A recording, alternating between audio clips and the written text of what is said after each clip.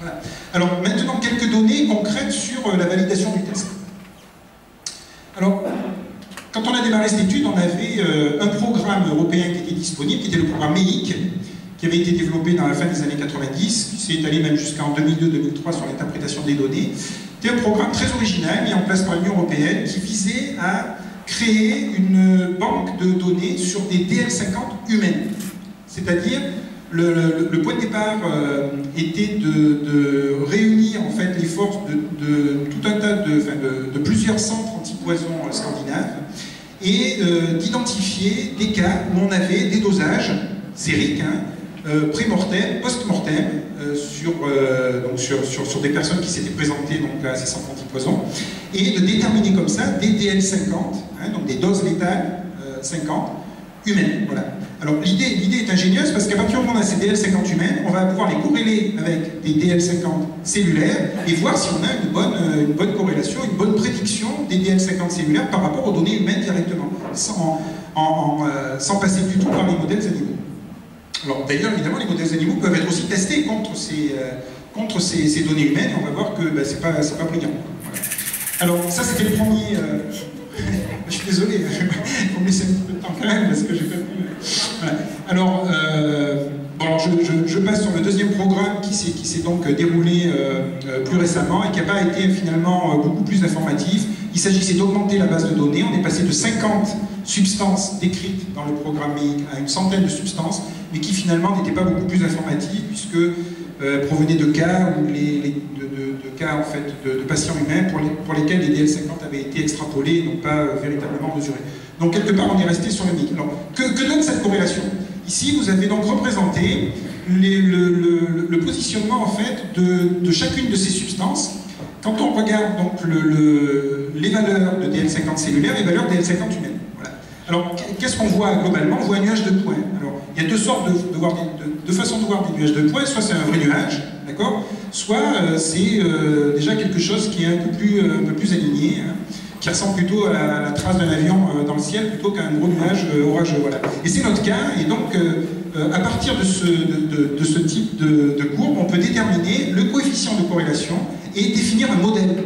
Un modèle prédictif qui va permettre donc ensuite d'extrapoler à partir d'une donnée de DL50 cellulaire la donnée de DL50 humaine directement. Alors on voit ici qu'on a un coefficient de corrélation qui est de 0,82, ce qui veut dire qu'on a un taux de prédiction de 82% donc, des effets observés chez l'humain en mesurant donc, les effets cellulaires, ce qui est très élevé. Alors, évidemment, le même test donc, en utilisant à la place des cellules humaines les DL50 souris ou rats donnent des coefficients de corrélation de l'ordre de 60 à 65%. Alors, je vais accélérer un peu. Voilà, ça c'est juste pour signaler qu'on a travaillé donc, sur le haut débit, sur la fiabilité du test, avec des calculs de robustesse qui sont utilisés dans l'industrie pharmaceutique pour certains types de méthodes. Voilà. Donc on a développé une petite machine qui permet d'aller très vite. Voilà en gros les types de substances qu'on a testées jusqu'à présent pour valider les méthodes et aussi pour des premières prestations qu'on a eues, des médicaments, antibiotiques, des produits chimiques, certains médicaments évidemment retirés du marché qui sont extrêmement toxiques comme la thalidomide ou le diéthylglycérol, des pesticides, des additifs alimentaires, des détergents, des toxines marines, je vais y revenir 2 minutes, et des substances génotoxiques et des métaux lourds, en particulier le cadmium, le mercure, le benzoapyrène.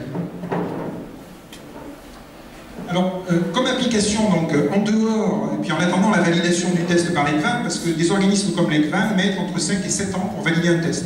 On a déposé, nous, le dossier donc, pour validation du test le 11 avril dernier, donc voilà, on n'a pas encore de réponse. Voilà. Donc, en attendant, on développe d'autres applications à partir de ce test. Alors ici, c'est une application en cosmétique, c'est-à-dire que là, l'objet n'est pas de mesurer la toxicité, mais de mesurer l'efficacité de molécules qui protègent de la toxicité.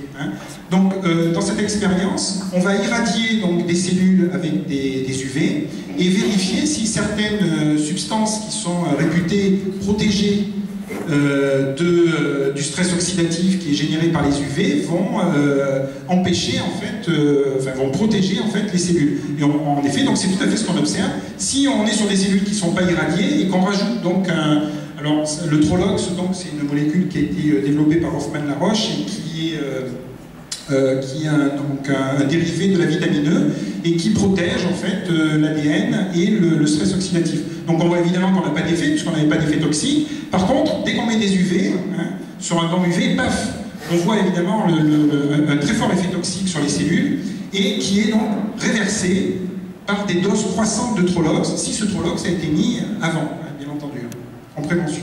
Voilà. Donc c'est le type d'application sur lesquelles on travaille avec certains industriels de la cosmétique. Oula, un petit peu rapide, voilà, donc j'arrive un petit peu vers la fin pour vous montrer très rapidement d'autres types d'applications.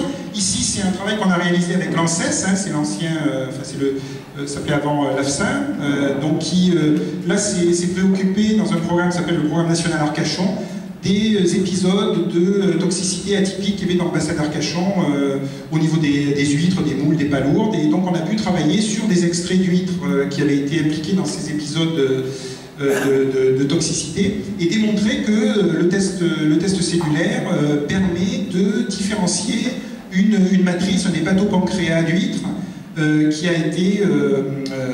qui contient en fait des toxines diarrhéiques de type acidocadaïque ou pecténotoxines, azaspiracides, qui sont donc présentes dans le bassin d'Arcachon, entre autres, dont la présence a été notée parfois.